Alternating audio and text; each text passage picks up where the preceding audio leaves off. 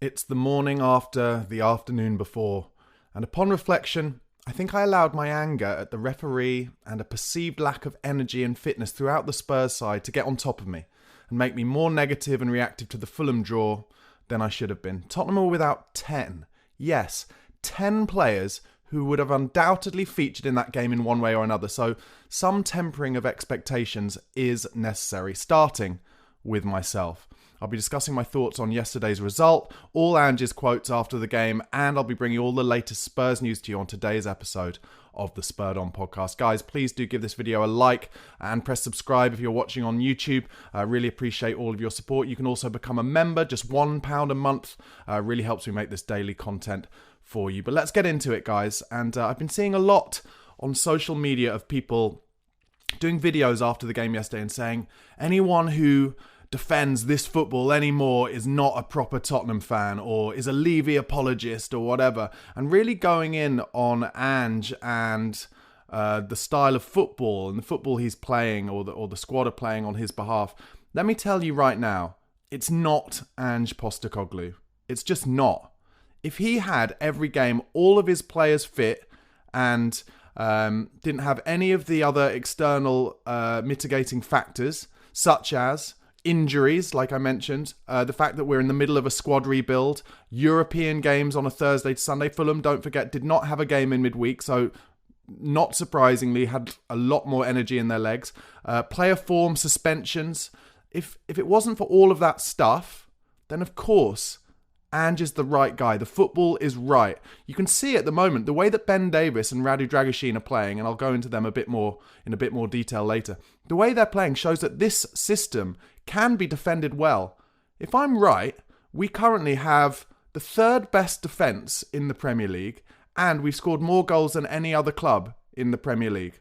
So the fact that, we're down in, I think now, like 8th place, is down to some circumstantial stuff as well. I'm not saying it's, there's no responsibility on Ange Postecoglou. Of course there is. He's the manager of the club. But there is a lot going against Spurs. We're top of the table when it comes to the amount of injuries any club in the Premier League has had this season. So you've got to take that into account. You just have to. And I'm the first to throw my hands up. After the game yesterday, and if you've seen my video, you'll see I was very angry. Most of it was directed at the referee, who I thought was appalling. And I said it, like under 10 level refereeing, making terrible mistake and terrible decision after terrible decision. The main one being not to send off Lucic for 2 very clear bookable offences, and that changed the game. But Ange is doing everything Ange can do right now, and I think those in the boardroom will realise that. And I think any fans who are really genuinely suggesting that Ange is not the right man for this club at the moment, for this painful rebuild, and it is a painful rebuild. I've seen people going in on Archie Gray and Lucas Bergvall saying, here's the money we spent on these players. We were expecting them to play more first-team games this season. I disagree. Those were players that we bought for the future, for the middle, the mid-term and the future. And they're getting more minutes this season than actually I think most players of that age would get. So, listen, I know it's hard not to be reactive, but trust me, it is not Ange Postecoglou. It's just not. He's the right man, and if we stick with him and we're patient, and if we can get through this rut of injuries and the group stage of the Europa League into next year, into early kind of next year, and we're in all the cup competitions still, and it's the FA Cup draw tonight, so that'll be interesting. If we can get through all of that and get towards the back end of the season with our players back and still in those cup competitions, then this, I personally believe, could be a fantastic season for Tottenham Hotspur. Let me get more into some of the thoughts I have now, kind of, nearly 24 hours after that Fulham game. I want to start by talking about Fraser Forster. I've given him some stick, certainly since Vicario got injured. Since the Fulham game last season, actually, in the Carabao Cup, where he looked really slow to get down there. Well, I saw the interview with Fraser Forster after yesterday's game with Spurs website, and he said, listen, it's just a fact. It's a lot easier when you're playing a lot of games and you're playing 2, 3, 4 games in a row, and there'll be more for Forster, but easier for him as a goalkeeper knowing that he's going to be playing game after game, because it allows him to get his kind of, what's the best, almost like game management better in terms of knowing where his angles are, knowing when to come out and when not to. And you can definitely see that he is still a very, very good shot stopper at the age of, 36, 37? Yesterday, without Fraser Forster, I think Fulham might have been 3-0 up at half-time. Sure, we should have scored in the first minute of the game. Sonny should have scored, but he didn't. And without Forster, it could easily have been dead and buried by half-time. So let's give Fraser Forster credit where it's deserved, because lots of people have been getting on his back. Lots of people have been saying that he's not a good enough backup goalkeeper. Well, I think it's fair to see that he is a good enough backup goalkeeper. And the way that a lot of us talk about Tottenham Hotspur, talk about the teams that we support during the week in between games, it's as if we know more than the coaching staff and the management team. And of course we don't. We're not at training every day. We don't see the goalkeeper groups training. We just don't. So if Ange Postecoglou and his coaching staff see that Fraser Forster is a good enough backup goalkeeper to take us through the season as backup to Vicario, then I think we're just going to have to start to trust them. In the same way that when everyone was slagging off Brennan Johnson and saying he's not good enough for this club, we wasted £50 million on him, etc., Brennan Johnson has just scored his 10th goal of the season.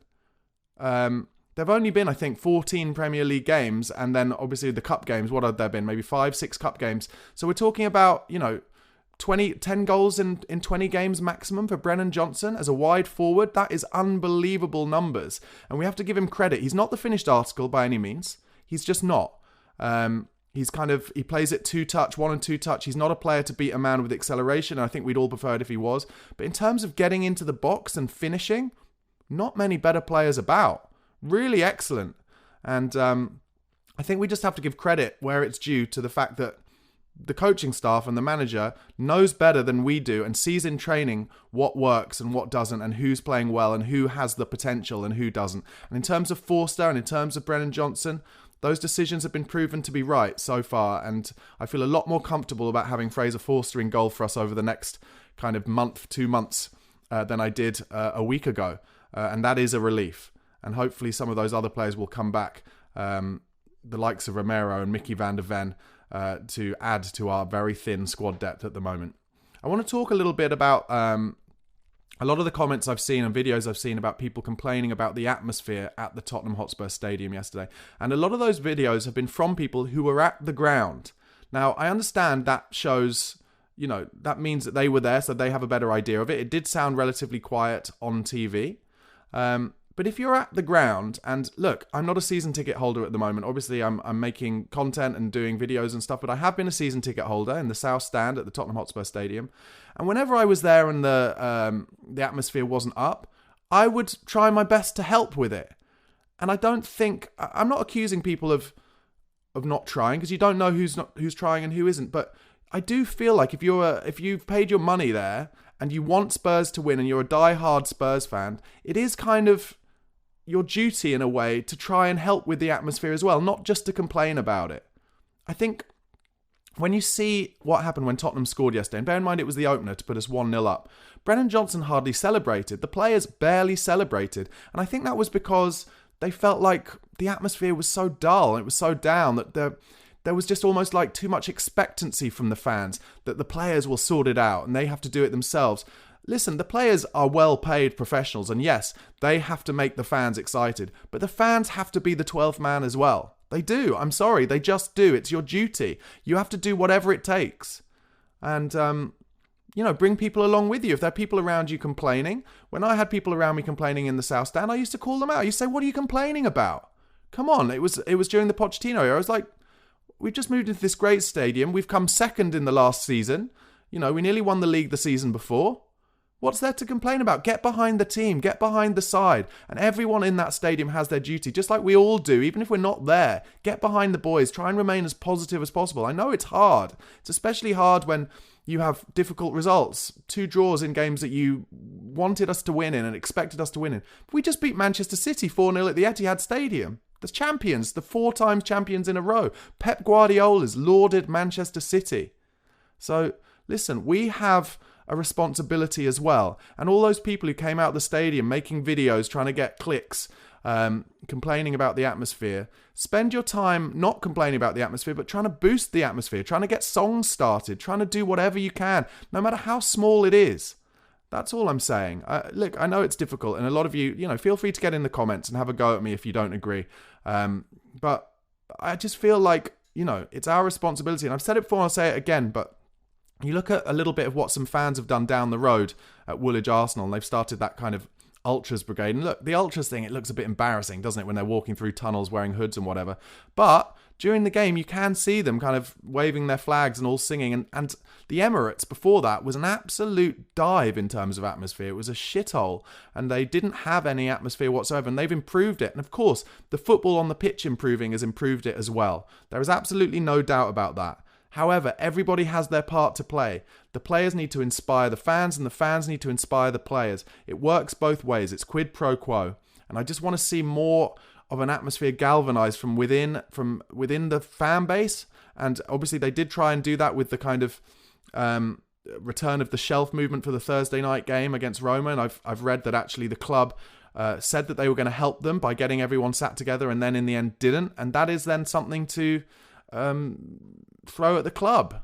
It will benefit the club. So those in the upper echelons of the club need to realise it will benefit them if they get a better atmosphere at the ground. And anything they can do to help that, and not just paying lip service, anything they can do to genuinely help that, they should employ someone whose sole job is to improve the atmosphere at the stadium and do whatever it takes by liaising with the fan board, by liaising with the supporters clubs, by liaising with the season ticket holders.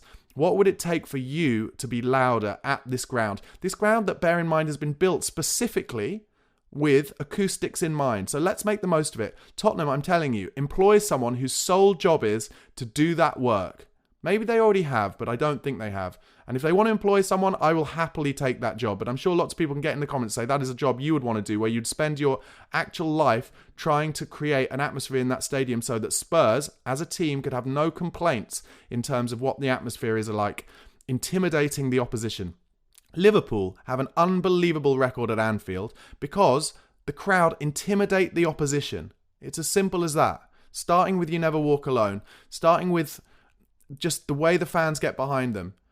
Tottenham need to build that into the Tottenham Hotspur Stadium. It's a genuine suggestion. It really is.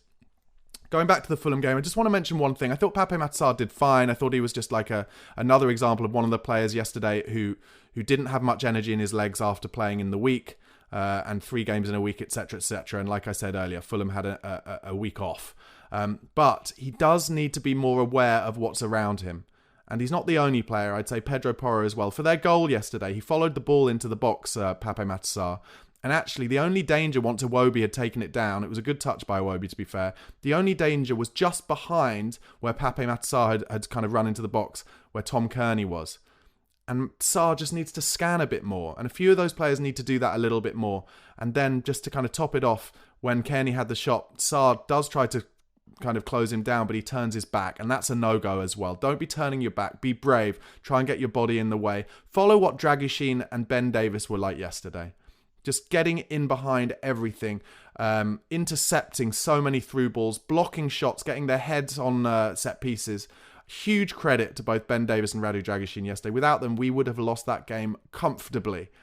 And I'm all about giving credit where it is due, and we've all been worried about those two players. And I said it on yesterday's watch-along. I'll say it again now. When Romero comes back, if it's before Mickey van der Ven, I have to say, and this is no shade on Radu Dragusin, but I think Radu Dragusin is solely a backup for Romero, not a backup for Mickey van der Ven. If we need someone to come in for Mickey van der Ven and Romero's playing, Ben Davies should play in the left centre-back role because he gives that natural balance. And we've seen he is good enough to play really brilliantly in the Premier League still. He is a great defender. He is a great professional. Let me know in the comments if you agree with that. Let me know. Do you think I'm being mental? Should Dragusin play ahead of Davies even though it's on his wrong side? I just don't think Dragusin is comfortable on the left-hand side. He is much more comfortable on the right-hand side. He's still learning his trade when it comes to playing with the ball in the Premier League where you get less time on it. But he's improving all the time. And I think he is... and fair play, listen, because a few weeks ago, I gave him stick. I think after the Ipswich game, but he's improving, and getting these games into his legs is really helping him. But I would say that I think he should just be Romero's backup, and Davies should be Mickey van der Ven's backup, and that's it. Okay, before I get into Ange's quotes from after the game, please guys if you haven't already, please do give this video a like on YouTube.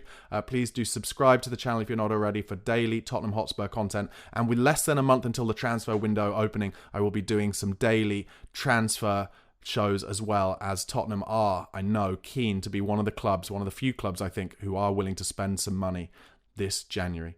Anyway, in the press conference afterwards, Ange was asked for his thoughts on the game. He said this: tough game, tight game. Not a lot of openings for either side, just a few opportunities to score. We started the game well and probably should have been 1-0 up, put some pressure on. They had their spell and Fraser made a couple of good saves. We got our nose in front and just couldn't push on, not for the lack of trying. The players gave everything they could, but we just couldn't push on. Decent strike for their goal. We tried to get some momentum late in the game when they went down to 10 men, but there wasn't a lot of football being played at that time. There was a lot of stoppages, but we just couldn't get on top of them. I have to say, the only things there that I really disagree with is he said not a lot of openings for both sides. Well, I've watched it back and I have to say Fulham had a lot of chances and Fraser Forster made more than just a couple of good saves. And then the other thing I just wanted to touch upon, he's right when he says after they went to 10 men, not a lot of football being played at that time. There was a lot of stoppages. I agree, and that is a commonality. That is a pattern in terms of Premier League games against Spurs, when Spurs have the upper hand, or when Spurs have an extra man, or when Spurs are trying to find a winner or an equaliser late in games. Other teams do create a lot of stoppages, and they do go on the ground and they feign injury. And yesterday, Fulham, after they had their man sent off, they all gathered around their manager, which made me so livid. And to be fair, I saw the Spurs players complaining about that as well. But Tottenham, this is an example of where I think Tottenham do need more leadership and a little bit more aggression on the pitch as well, and a little bit more professionalism. You need to take some... Listen, when I was growing up and the Alex Ferguson Manchester United team was sweeping all before them, they were horrible. They were so horrible. Yeah, they played the best football and they had the best players and they bought the best player in the league every season. So that was one reason why they won. But the other reason was they were horrible, and I mean it in a professional way. They always chased the referee, got into the referee, blamed the referee if he made a bad decision. They were absolute arseholes. They really were. And Tottenham just need to be a little bit cleverer, I would say. Just a little bit cleverer in terms of their on-pitch game management. And that example of where the Fulham players kind of all took a break when Kearney was sent off and gathered around Marco Silva. Perfect example of it. You have to properly be in the referee's ear. Properly have a go at him and be like, you're going to allow that? You're going to allow them to delay the game like that? When all across the Premier League, players are being booked for delaying the game. Tottenham just kind of letting it slide. The fans letting it slide. The fans have to get right on the referee's back as well. Another example of where we need to make the Tottenham Hotspur Stadium an absolute bull pit. Like an absolute horror show for referees. Really scare them and intimidate them into having to give decisions Tottenham's way. I really do think that. And, that's just what I came away from yesterday. I thought the referee had a terrible, terrible game. But I think we need to put more pressure on these referees. I really do. Ange was asked, how much did Dominic Solanke's late withdrawal impact your plans? He said it doesn't help. That on top of Rishi, Mikey Moore and Wilson Odobert being out leaves us pretty thin up top, and we're trying to manage that process. I think from my perspective, the players, the ones who are out there anyway, have been giving absolutely everything, and that is all you can ask for.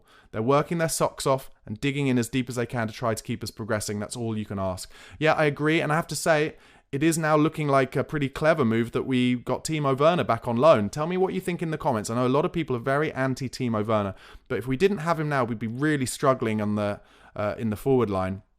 And he had one of his better games for Spurs yesterday. I mean, that cross for Brennan Johnson's goal was absolutely elite. Really, really brilliant. To get the weight exactly right and not to just dink it into the keeper's arms. Bear in mind, we had a lot of opportunities in that last 10 minutes where people got to the byline and were trying to dink it up over the keeper and across the box, and we failed.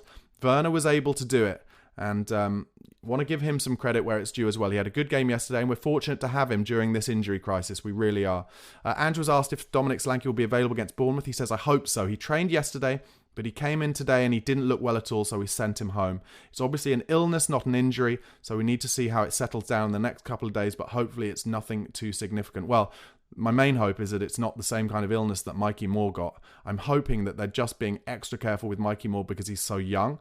But the fact that he's been out now for probably a month and he's going to be out for a few more weeks, really disappointing, because he obviously had that brilliant game or two away in the Europa League.